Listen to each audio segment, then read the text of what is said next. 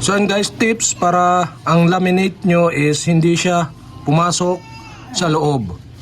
Yan, once na kapag ganito bukas, may posible na pumasok doon sa pinakang roller niya. So gagamit tayo ng papel. Ito ang technique para hindi siya pumasok sa loob ng laminating natin. Lagyan nyo ng papel na yung sukat dito sa pinakang ilalaminate nyo. Tapos saka nyo isusuot pag ganito. Ayan guys. Para pag labas niya dito, yan, sure na hindi papasok doon sa loob. Kasi pagka nilaminate natin ng maliliit, kailangan talaga nalagyan natin ng ganito na papel yan. Oh.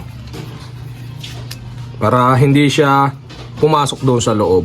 So pagka gantong mayroon pang ganyan, forward nyo lang, tapos reverse dito. Yan.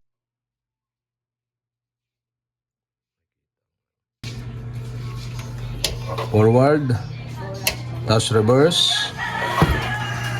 tapos forward ulit, tapos reverse. Yan.